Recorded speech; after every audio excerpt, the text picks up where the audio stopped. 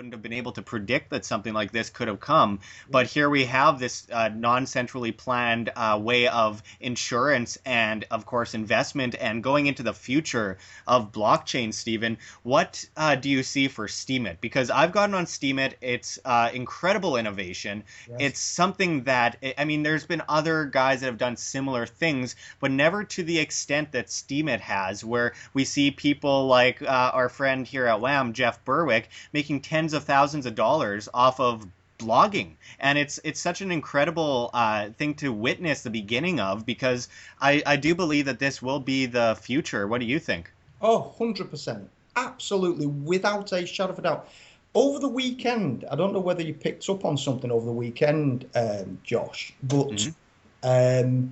with social media, I always like to look back in history, just go back and just understand, where we have come from, where we are now, and that will give you an idea of where we're going. Now, I about 2 weeks ago, on Steemit, posted the evolution of social media, and it was, I don't know whether you saw it, and I can send it over. You can include it in the interview, but it was a graph. It was a timeline, and it basically went back to the 80s when the internet first came about. We had chat rooms where you used to dial up on your computer. You used to go home at night, you dial up on your computer. Oh, I could talk to somebody in America. And it was amazing. You were in this chat room. But it was, of course, it was a conditioned social network because you could only choose the people that you were actually in the chat room with.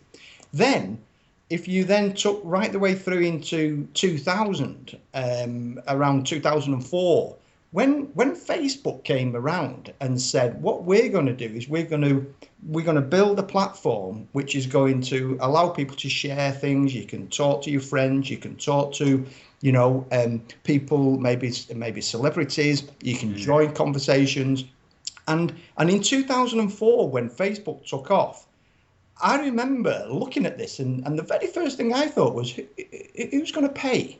Are they going to charge subscriptions? Are people going to charge for their time on Facebook? And of course, when Facebook was IPO'd, and I think $49, and then it crashed down to $19, and now it's at $125. Facebook today has a market cap, and forgive me if I get these figures wrong, but 235 billion dollars. That is equivalent to approximately $50 per person on the planet. Now, if you ask people, do you get paid off Facebook? They look at you as though you're stupid and say, well, no, it's free. And I'll say, right, okay. So you put your content on Facebook. You don't charge Facebook for your time, but the company has a valuation of $50 per person. Now, when you actually say to somebody, why is that? The first thing they say, advertising. So you'll say, right, okay, so it's advertising. Then you'll ask the same person, how many times have you clicked on an advert with Facebook? Never. Now at that point, you then got to say, well, if people don't interact with Facebook on the advertising side, why is it worth $50 per person? And it's worth $50 per person because what it does, it takes a complete, 1 billion users, and it's got all that information, who likes what do people like, and it basically, I mean, at 1 billion, you're talking 15%, or, you're taking a large portion, and then you can demographically predict, a classic example is if Audi, and I'm picking Audi, it can be any other car, but if Audi launch a marketing strategy on Facebook, and you have people liking it, disliking it, well, of course, that creates a massive amount of data, valuable amount of data.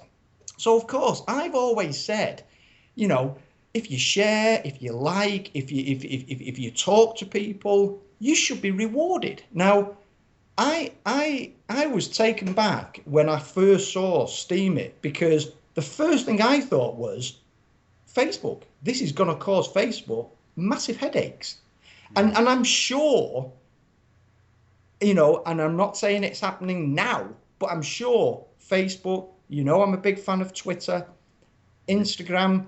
I'm sure these social media companies are looking closely at Steemit, and saying, okay, well, we've got our shareholders who sit doing nothing. You'll have these institutions who, want people to use Facebook, want people to use Twitter, get people chatting. And they're the guys who are making the money. Now, over the weekend, I read an article, and it said, this is the article, that everybody spends an average of 3 hours a day. So the first thing I did was I took 2.4 billion social media users, 3 hours a day, 365 days a year.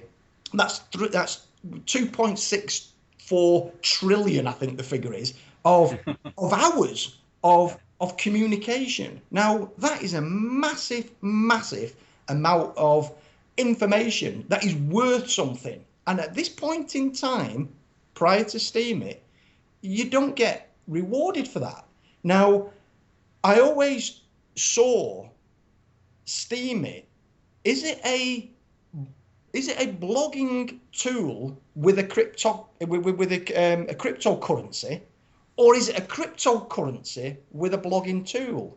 Now my simple way when I look at things, it's a cryptocurrency, but it's actually driven by a blogging tool. And I think what's going to happen, and I do believe this, I do believe that Steemit is going to shake up the social media industry. And don't be surprised, within the next 12 months, you'll get a Facebook dollar, you'll get a Twitter dollar, you'll get an Instagram dollar. And what these will be reward tokens. So that you'll take, you'll go on your Facebook, you put in something like, I don't know, I'm going down to the park, I'm going for a walk, not worth a lot, might get a couple of likes.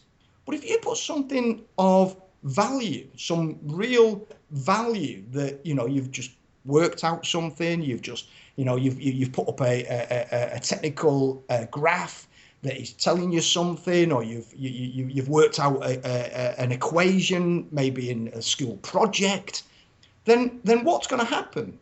If all of a sudden you've created value that you've shared for free, then you're going to get rewarded.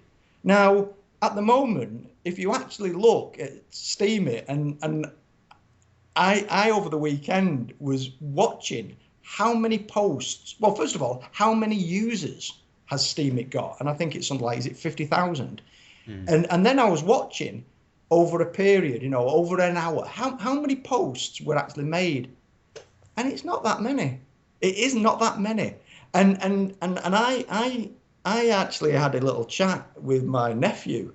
When you mentioned Steemit to me, I was blown away straight away. Absolutely. Like Jeff Berwick, massive fan of Dollar Vigilante. Huge fan of what Jeff does. And I saw it straight away. And of course, what you get is you get the jealous people. You get the people who say, oh, well, Jeff's just made 10,000, or Jeff's just made. And then, of course, if you actually understand that Jeff has been doing this for 20 years, I've been at this for 20 years. And of course, when people say, oh, this guy's just made some money here, or this, and there's a lot of jealousy.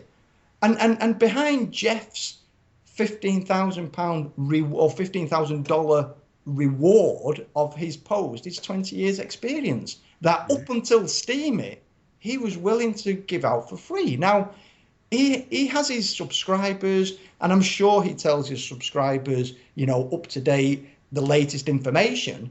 But suddenly what you're going to get is you're going to get people who have this information, the likes of Max Kaiser, the likes of Jeff Berwick, these, you guys, I mean, you guys are right in amongst all this.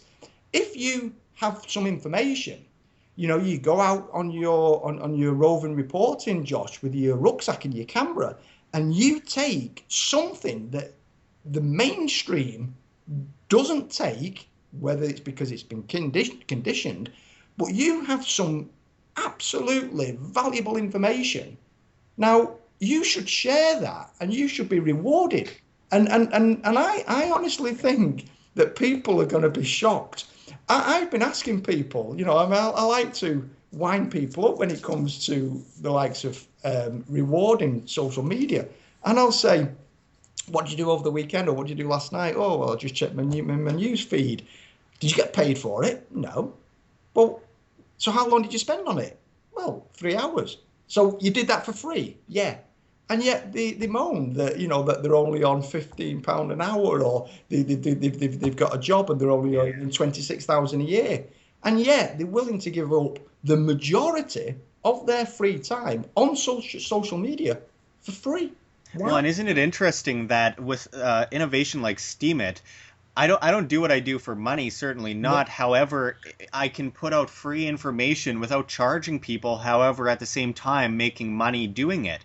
Yep. And it's something where you can actually start to make money at your hard work without, panhandling and saying, hey, well, we need money. Instead, we put something out there, we put a bunch of effort into it, we add value to it, and then people view it, people upvote it, and then you end up with quite a few dollars in your wallet. And it's an incredible thing. And something that I wanted to point out here is that a lot of people are making the false claim that it is a pyramid scheme, but I often tell people that say things like this, especially these kind of jealous followers like you mentioned when it comes to what Jeff's doing. Oh, well, Jeff made all this money. That isn't fair. Well, it's not a pyramid scheme because you're not paying into it. You're not.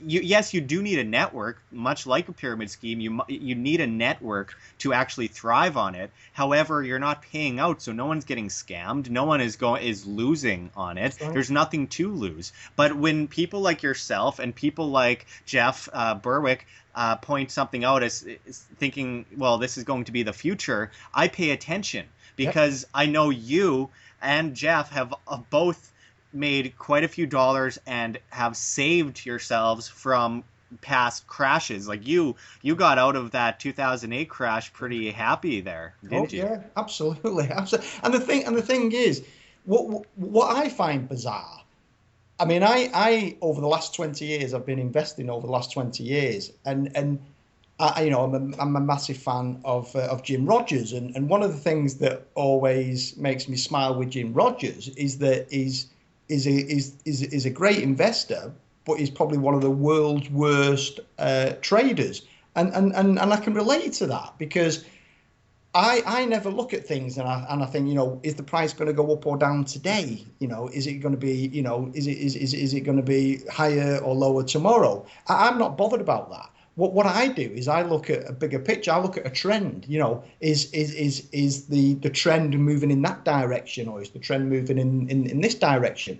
And one of the things that is going to happen over the next, certainly without a shadow of a doubt, over the next 5 to 7 years, is that you will see a major shift in the way that people share their information without being rewarded. Because one of the things, when the internet first came about in the 80s, and then of course Facebook came in 2004, people were voluntarily sharing this information because it was cool, it was fun, it was great to be, I can do this, I can do what he wants to do. Well, of course, fast forward now to effectively 12 years, people are now starting to say, hang on a minute, you're getting paid on Steemit.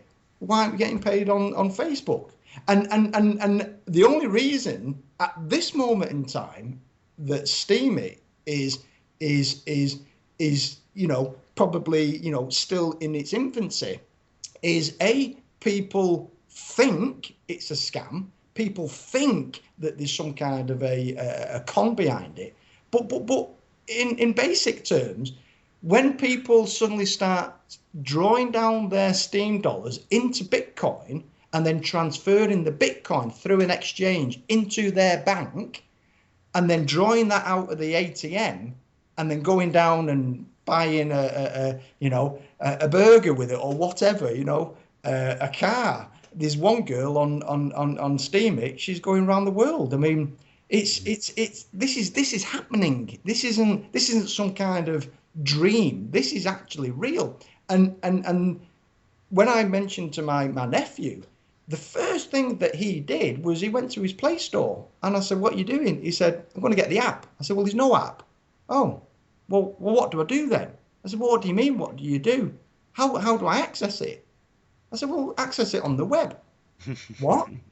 He said, "No." He said, "I've got to access it on," and I explained to him. So of course he got it, and he started using it. And then I said to him, I said, "What I want you to do is I want you to talk to your friends, 14, 15-year-olds. Talk to them. They're the next ones who are going to lift Steam." Yeah. And the next minute, he came back to me and he said, they think it's rubbish. And I said, "Well, why do they think it's rubbish?" "Well, there's no app." Not only is it no app, they couldn't get it straight away. They couldn't absolutely get it straight away. So I said to him, I said, "Right," I said, "when you make your first dollar, yeah, spend it, but make sure your friends see it, and then they'll suddenly get it." And then of course it's a matter of time. When something like Steemit comes along, it'll disrupt the norm. And now the norm is that people go on social media and they can do all this file sharing and information sharing and blogging or whatever you guys do, and then suddenly people will suddenly realize, hang on a minute, if you go next door, you're getting paid for it. And I really believe, I strongly believe that once they launch an app, and it'll take, in fact, I picked up on something over the weekend, it'll take one celebrity. Well, absolutely. We've seen this with Jeff Berwick. He isn't maybe a huge celebrity, but he's well known among the monetary free market kind of community, and people knew who he was, saw him on Steemit, and then we saw almost kind of a rush to Steemit. We saw hundreds of people, thousands of people suddenly rushing to Steemit right after he announced he was on it. Steemit was around for a while, but he was the one who kind of put it out there for a lot of other people to come on and join in, and we saw so many people join in. And this, I could see some great things in the future for Steemit. The markets will adapt. I can definitely see that happening too. And just on a side note for, I think you said your nephew there, this is an example that we got to send to the developers of Steemit. Create an app. Guys, get with it. Well, over the weekend, I put a, and again, it just goes to show what people's perception and the way people look at things. I put a post on Steemit, and I said something like, "Steemit needs to break through the cool barrier." I think that was the title. Steemit needs to break through the cool barrier. And it was just explaining more or less what we've just talked about there. And one of the things I mentioned, it needs an app. And at the moment, it's such, in its early stages. It's like somebody saying to somebody in 2004, "I've just heard about the Facebook," or Facebook, I think it was called the Facebook initially. They'll say, "What's that?" "Well, it's a beta program, and you go, what? Oh no, I'll stick to my chat rooms. Yeah, because that's what I know." MSN Messenger. Yeah, exactly. So I think. And what happened to that? I don't see MSN Messenger around anymore, do you? Not at all. And really, if it will take, and we've seen it, people, when I talk to people and explain to people that things can happen or things will happen, people look at me as though I'm some kind of mental crazy person. But the reality is, it will take just a flicker of a switch, and then all of a sudden, something that's cool today won't be cool tomorrow. And I'm not saying for 1 minute, that suddenly Facebook would lose its value. But it will lose its value if you have another option where you're going to get paid. Now, I think what's going to happen is, like I think I said earlier on, I think we're going to see a change in the way that people interact on social media, and more now than ever, people are listening to the likes of your show and Max's show and Jeff's show, and filtering out what they believe is true before they go to mainstream. I mean, I actually use social media for my first go-to source of information. That information that you and John put up about silver being limitless, I believe that it was probably, for me certainly, one of your best shows. Because when I was watching it, and in fact, I think I've probably watched it 3 times, because when you've got that sort of information, whether the information's right or wrong, the fact that you've presented the information in the way that you guys presented it, well, that has to be better than mainstream. Better than mainstream. It gets people thinking, and when people start thinking, they start doing their own research, and when they start doing their own research, they learn a lot of incredible things. And now I could talk about things like Steemit all day. Of course, because of time constraints, we got to move on to the next question. But John, yeah, and what it is, it's basically the bell curve that we're seeing in the works right now. You got the early adopters, and then over time, you'll hit the masses, and that's when the curve is going to start flattening out. And on the back end, even Steemit is going to be, a technology over time that is going to be replaced by something else probably, because technology always rises and people always create new things to adapt, to just create technology that works better and better for people. That's the beauty of the free market and demand. Exactly, and that's what we need to, we need this force of decentralization that the blockchain takes on here.